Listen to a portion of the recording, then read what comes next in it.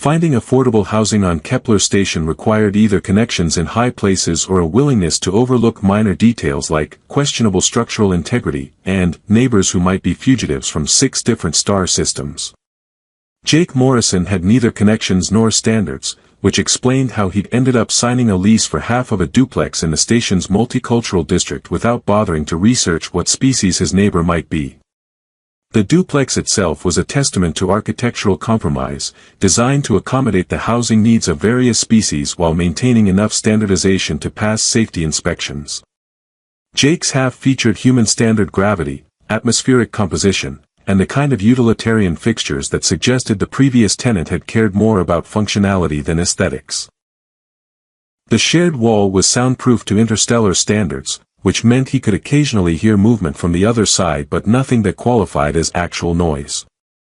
His neighbor, he'd learned from the mailbox labels, was someone named Zara Velthera. The surname suggested Veltheran heritage, though Jake's knowledge of that species was limited to what everyone knew. They were tall, elegant, fiercely independent, and had evolved from some kind of feline ancestor on a world that prioritized individual excellence over collective cooperation. They also had distinctive pointed ears and bioluminescent markings that shifted color with their emotional states, which made them popular in certain entertainment districts and unpopular in poker games.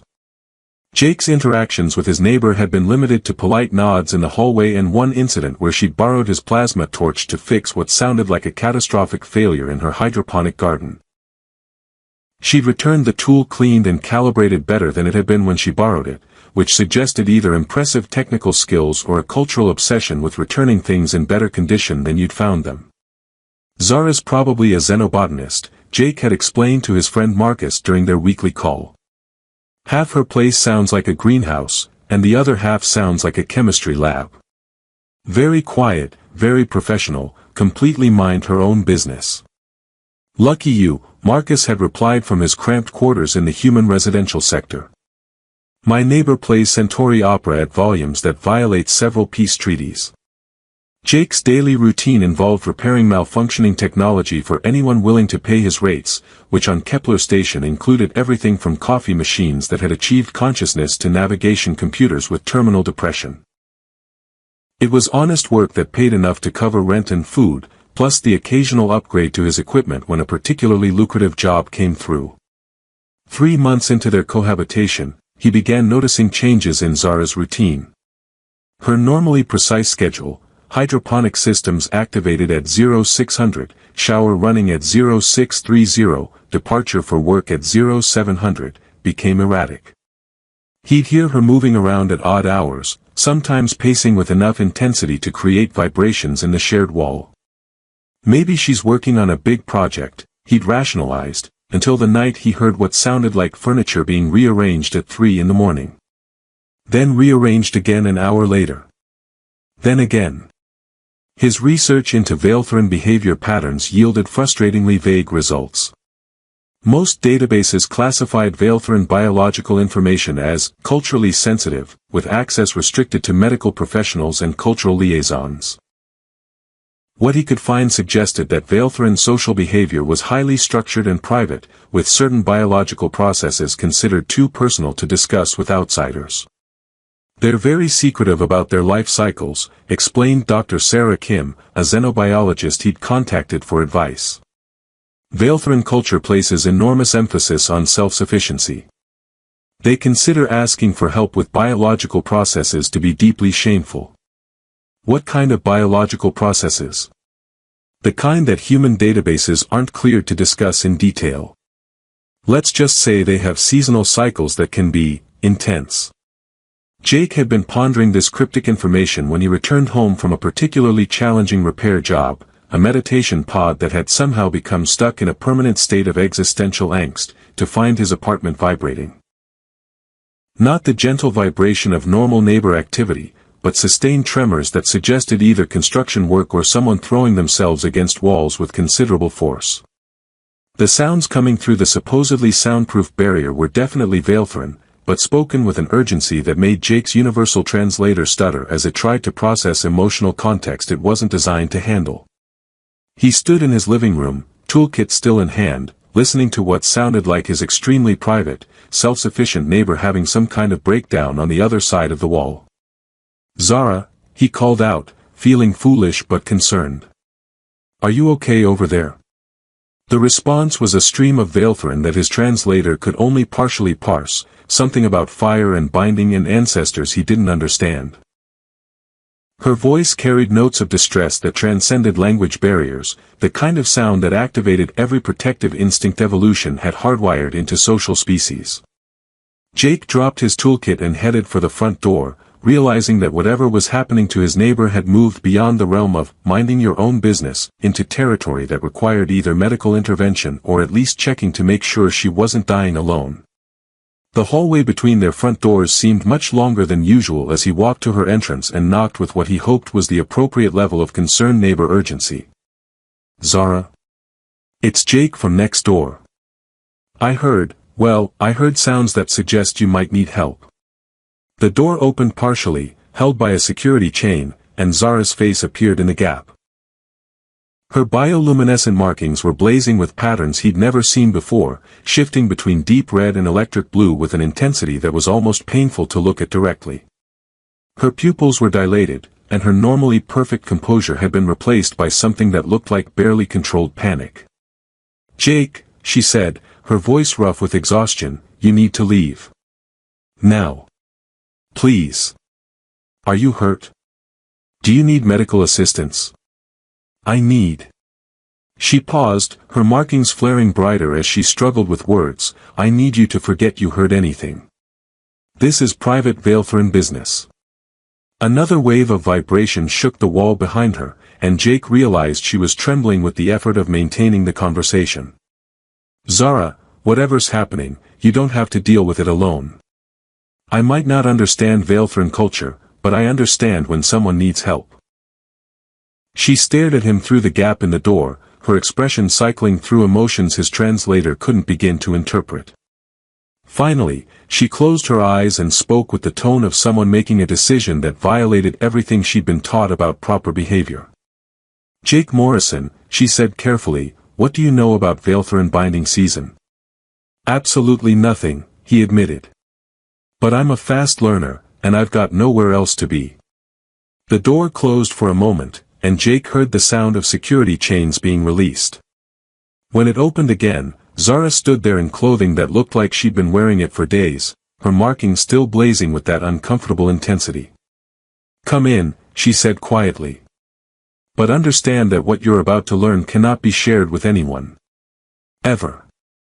Jake stepped into his neighbor's apartment and realized that his quiet, orderly life had just become infinitely more complicated. Zara's apartment was simultaneously familiar and alien, the same basic layout as Jake's, but transformed by Veilthrin sensibilities into something that felt more like a living organism than a residence. Bioluminescent plants climbed the walls in patterns that probably had cultural significance, and the furniture appeared to be grown rather than manufactured, with flowing curves that adjusted to their user's physiology. What was definitely not normal was the state of chaos that greeted Jake as he entered. Furniture had been overturned, scratch marks scarred the walls, and what looked like restraint devices, elegant, organic-looking things that resembled jewelry more than bondage equipment, lay scattered across the floor. "Binding season," Zara explained, her voice strained as she fought to maintain coherence, "occurs every 3 years. Veilthrin neural chemistry changes. Without proper management, it can be fatal." Her bioluminescent markings pulsed with increasing intensity, and Jake noticed she was keeping her distance from him with deliberate effort. "What kind of management?" he asked, though the scattered restraints were providing some uncomfortable hints about the answer. "Traditional binding.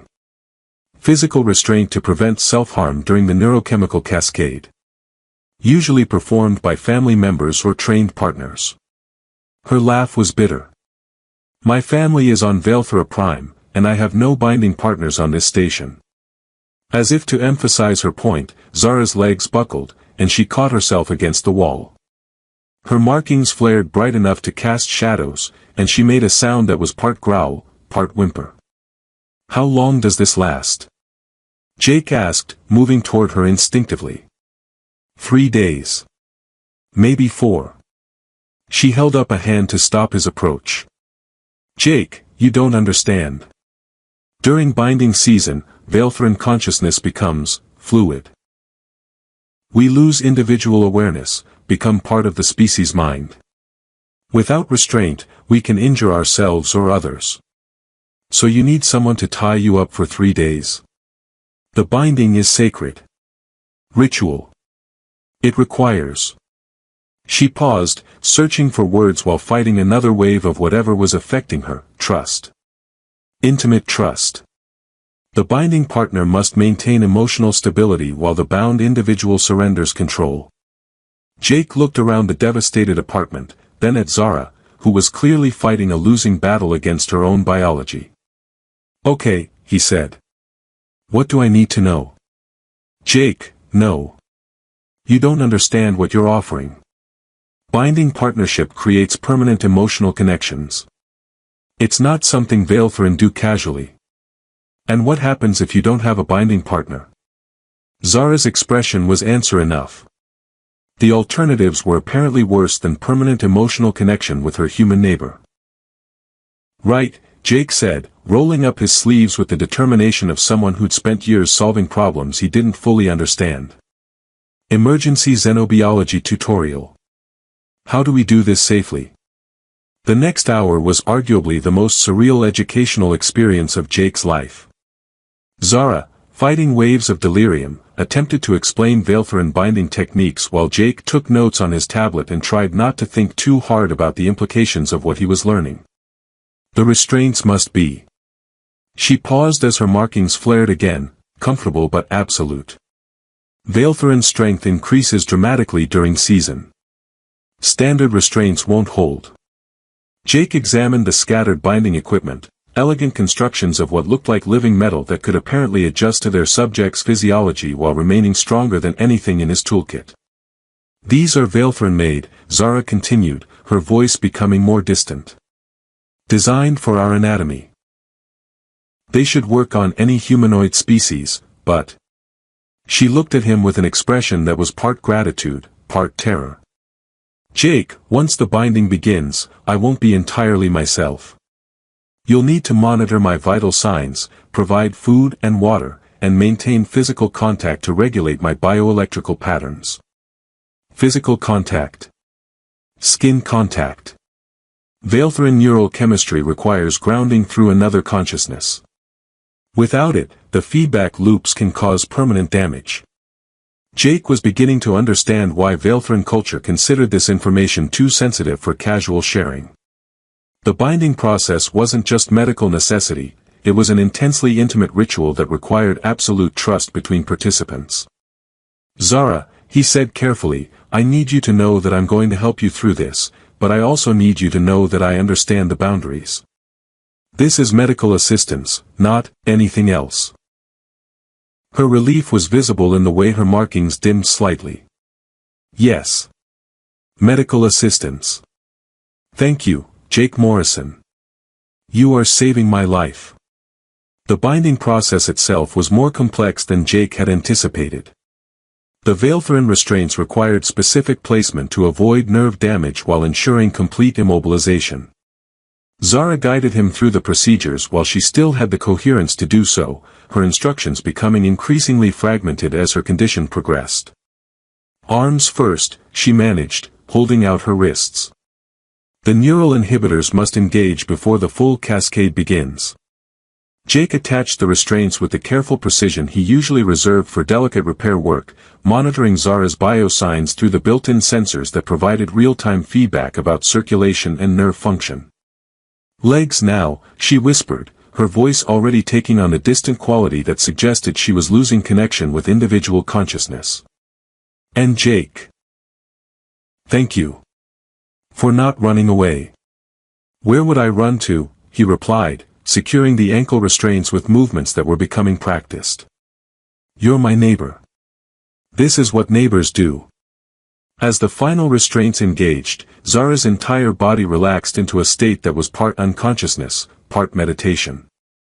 Her markings settled into slow, rhythmic patterns that seemed to synchronize with her heartbeat, and her breathing deepened into something that sounded almost like purring. Jake settled into the chair he'd positioned next to her resting area, tablet in hand to monitor her vital signs, and realized that his simple lease agreement had just become the most complicated medical consultation of his life. Outside, Kepler Station continued its normal routine of interstellar commerce and cultural exchange, oblivious to the fact that one of its residents was currently learning that friendship sometimes required accepting responsibilities you'd never imagined and trusting people you barely knew. The binding would last 3 days. Jake just hoped his crash course in Veilthran biology would be sufficient to keep them both intact until it ended. Day 2 of Zara's binding season taught Jake several important lessons about interspecies biology that weren't covered in any manual he'd ever read. First, Veilthran empathic projections were apparently contagious, causing him to experience emotional echoes of her condition that ranged from euphoric to terrifying. Second, his improvised restraint system was holding but showing stress fractures that suggested Veilthran's strength really did increase dramatically during seasonal cycles. Third, explaining unusual noises to concerned neighbors required creative interpretations of home renovation projects. "Everything okay in there, Jake?" called Mrs. Patterson from the corridor, her voice carrying the tone of someone who'd been listening to suspicious sounds for 12 hours. "Sounds like you're moving furniture." Installing new exercise equipment, Jake replied through the door, watching Zara test the limits of her restraints with movements that would have shattered human-made binding systems. "Very energetic exercise equipment. At 3 in the morning. It's imported. Has to be calibrated to Veilthran time zones." The silence that followed suggested Mrs. Patterson was either satisfied with this explanation or planning to file a noise complaint with station management. Jake returned his attention to Zara, who was currently in one of her lucid periods, brief windows when her individual consciousness resurfaced from the species-wide awareness that dominated her binding season. During these intervals, she could communicate, though her conversations tended toward topics that human psychology wasn't equipped to process. "The ancestors are singing," she announced, her bioluminescent markings pulsing in patterns that seemed to respond to sounds Jake couldn't hear.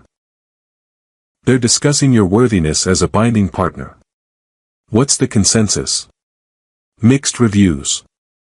They appreciate your technical competence but question your understanding of Veilthran mating protocols." Jake paused in his monitoring of her vital signs. "Mating protocols? Binding season is reproduction adjacent. Not reproduction itself, but the neurochemical preparation for eventual mating. The ancestors are confused by your presence because binding partnerships traditionally indicate romantic availability." "And what did you tell them?" Zara's markings shifted to what Jake was learning to recognize as amusement.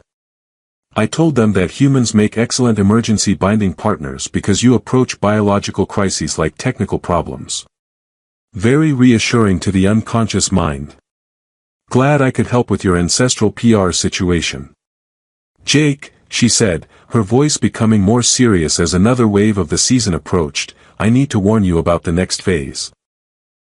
The empathic projections will become stronger. You may begin to experience shared sensations." "What kind of shared sensations?" Before she could answer, her lucidity faded back into the distant awareness of binding season, and Jake found himself experiencing what could only be described as emotional vertigo. His own feelings became confused with echoes of hers, contentment mixed with restlessness, gratitude tangled with something that felt like longing, and underneath it all, a profound sense of connection that had nothing to do with human friendship and everything to do with Veilthran pack bonding. By hour 36, Jake realized he needed professional help. His research into Veilthran biology had hit classification barriers that suggested he was dealing with information considered too culturally sensitive for general access. That led him to Dr. Kira Thorne, a xenoanthropologist who operated in the gray areas between legitimate research and cultural espionage. "You're serving as an emergency binding partner," Dr. Thorne confirmed over their encrypted communication channel, her expression suggesting this wasn't the strangest consultation she'd handled. "That's actually fascinating from an anthropological perspective. Less fascinating from a trying not to accidentally kill my neighbor perspective," Jake replied, monitoring Zara's bio-readings while they talked.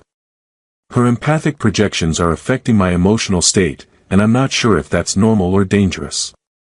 It's normal for binding partnerships, though usually both participants are Veilthrin.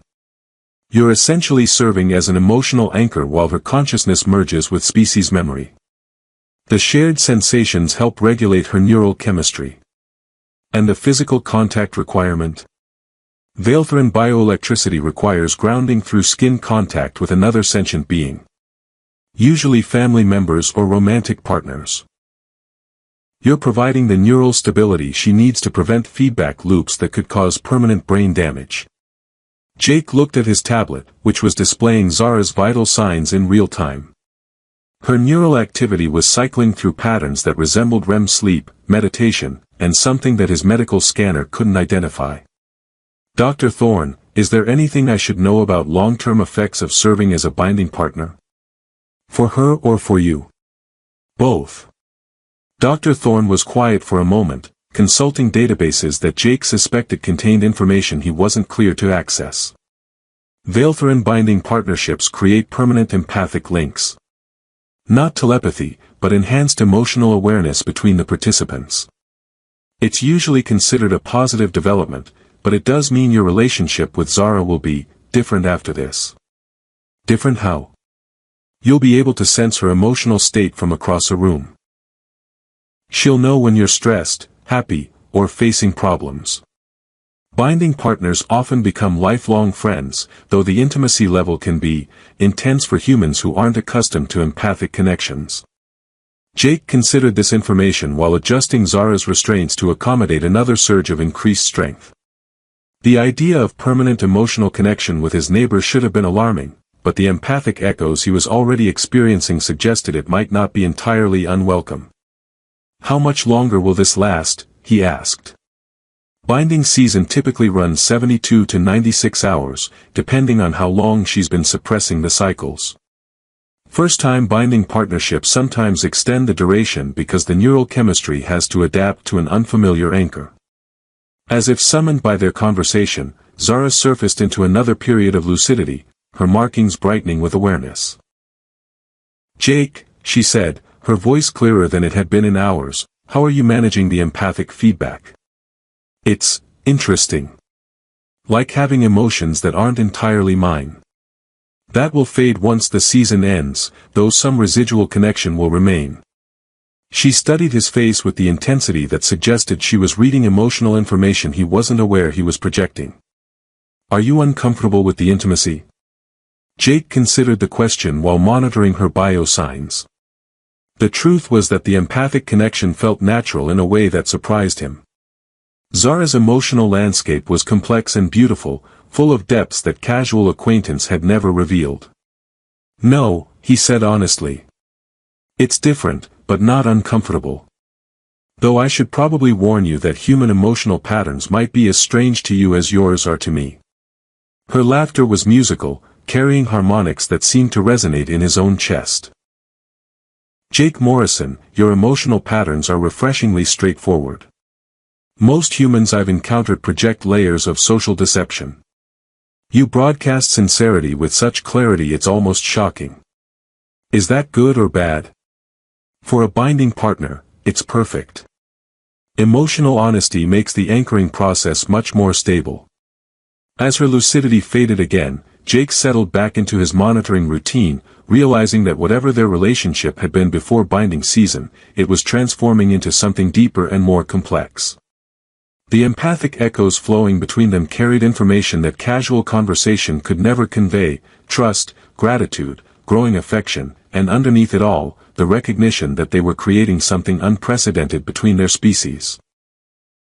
Outside his neighbor's apartment, Kepler Station continued its normal operations, unaware that one of the most unusual diplomatic and medical consultations in interspecies history was being conducted by a freelance tech repair specialist and his alien neighbor who trusted him with her life. Hour 68 brought the crisis Jake had been dreading since Dr. Thorne's warning about extended cycles. Zara's bio-readings spiked beyond anything the monitoring equipment had recorded, her restraints began showing structural fatigue, and the empathic projections became so intense that Jake found himself experiencing what felt like consciousness drift, the disturbing sensation that his individual awareness was dissolving into something larger and more complex. Emergency consultation, he announced to Dr. Thorne over their communication channel, his voice tight with controlled panic. The binding cycles are intensifying instead of diminishing. Something's wrong. Dr. Thorne's image flickered on his screen, her expression shifting from professional interest to genuine concern as she reviewed the biodata Jake was transmitting. Her neural patterns are showing cascade amplification. This happens when binding seasons have been suppressed for too long. How many cycles has she missed? I don't know. How would I know? Ask her during the next lucid period. If she's been using biochemical suppressants to maintain her work schedule, the accumulated seasonal pressure could be dangerous. Jake looked at Zara, whose markings were now blazing with intensity that cast moving shadows across the walls. Her restraints were holding, but the organic metal was showing stress patterns that suggested they were approaching failure tolerance. Dr. Thorne, what happens if the restraints fail? Best case scenario, she injures herself thrashing. Worst case, the consciousness drift becomes permanent and she never fully returns to individual awareness. The empathic connection Jake had been experiencing for 2 days suddenly intensified, and he found himself swept into a flow of sensations that were definitely not his own. Through Zara's awareness, he could sense what felt like thousands of other consciousnesses. The collective memory of Veilthran civilization stretching back generations, all connected through some form of species-wide neural network that activated during binding season. Dr. Thorne, he managed, fighting to maintain his individual perspective while anchored to something vast and alien. I think I'm being pulled into the collective consciousness. That shouldn't be possible for non-Veilthran species. Well, it's happening anyway. Through the empathic link, Jake could sense Zara's distress as she fought to maintain enough individual awareness to prevent him from being completely absorbed into the Veilthran species' mind. The effort was costing her enormous energy and potentially making her own condition worse. Jake, she said during a brief moment of surfaced consciousness, her voice strained with exhaustion, you need to become a more active anchor. Physical contact isn't enough anymore. What do you mean? Join the binding. Not just observe it. Participate in the consciousness sharing instead of fighting it. Jake stared at her, realizing she was asking him to voluntarily surrender individual awareness to help stabilize her condition. Is that safe? For you? Unknown. For me? It's the only thing that might work. Dr. Thorne's voice cut through their conversation from the communication channel. Lieutenant Morrison, I need to advise you that voluntary consciousness sharing with Veilthran collective awareness has never been attempted by human subjects. We have no data on potential outcomes. And what are the alternatives? Zara experiences cascading neural failure and potentially permanent consciousness fragmentation. Jake looked at his neighbor, whose bioluminescent markings were now pulsing in patterns that seemed synchronized with his own heartbeat. The empathic connection between them carried layers of meaning that transcended language. Trust, desperation, and the recognition that they'd moved far beyond the boundaries of normal interspecies friendship. Zara, he said carefully, if I do this, will I still be me afterward? I don't know, she admitted with brutal honesty. But Jake, you're already partially connected to our species' mind. Fighting it is causing feedback loops that make the situation worse for both of us. Right, Jake announced, with the determination of someone who'd spent years solving problems by diving into complexity instead of backing away from it. Dr. Thorne, please maintain monitoring and medical intervention authorization. I'm going to try voluntary consciousness integration. Jake, this is highly irregular. Everything about this situation is highly irregular. He moved closer to Zara, placing both hands against her shoulders where her bioluminescent markings were brightest. The skin contact intensified the empathic connection immediately, but instead of fighting the flow of alien consciousness, Jake relaxed into it, allowing his individual awareness to become part of something larger. The experience was unlike anything human language could describe. Jake found himself simultaneously himself and part of a vast network of interconnected minds that span generations of Valetheran history. He could sense ancient memories, cultural wisdom, and the profound loneliness that individual Valetheran experienced when separated from the collective awareness that Binding Season provided. Through the connection, he also sensed Zara's relief as his participation in the consciousness sharing provided the stability she needed to navigate the neural cascade safely. His human perspective, logical, practical, focused on problem solving, became an anchor point that allowed her to maintain enough individual identity to eventually emerge from the collective experience intact. Time became fluid during the consciousness sharing.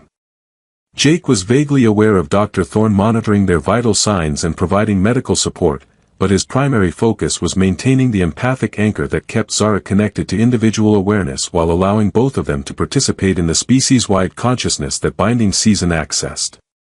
When Jake's individual awareness finally resurfaced, he found himself lying next to Zara's resting area, her restraints now released, both of them exhausted but stable. The bioluminescent patterns on her skin had returned to normal intensity, and her breathing had settled into the regular rhythm that indicated Binding Season had finally concluded.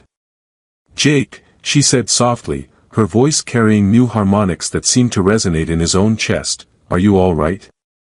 He took inventory of his mental state, expecting to find lasting damage from the consciousness sharing, but instead discovered something more subtle. An enhanced awareness of emotional undercurrents, both his own and others, and a persistent sense of connection to Zara that felt natural rather than intrusive. "I think so," he replied, sitting up slowly. "Though I suspect I understand Valetheran culture better than any human has before. You participated in the Kethvaran, the deep sharing that connects us to our ancestors and our people. No off-worlder has ever successfully integrated with Valetheran collective consciousness." Dr. Thorne's voice crackled through the communication system. "Both your neural patterns have stabilized, though Jake's brain activity shows permanent alterations in the empathic processing centers. You've essentially developed enhanced emotional perception. Is that dangerous?" Jake asked. "Unknown. But preliminary scans suggest the changes are beneficial: increased emotional intelligence, enhanced social awareness, improved stress response. You may have accidentally upgraded your neurology." Zara struggled to sit up, her movements still weak from the extended Binding Season. "Jake, what you did, participating in Kethvaran creates permanent bonds between participants. We are now. I believe the human term is, chosen family. Meaning we are connected for life. Not romantically, unless we choose that, but bound by shared experience that transcends normal friendship. You will always be able to sense my emotional state, and I yours. We have responsibility for each other's well-being that Valetheran culture considers sacred." Jake considered this information while helping Zara move to her normal furniture, which had somehow survived the 3-day ordeal better than he'd expected. The idea of permanent connection should have been overwhelming, but the empathic link between them carried only warmth and gratitude.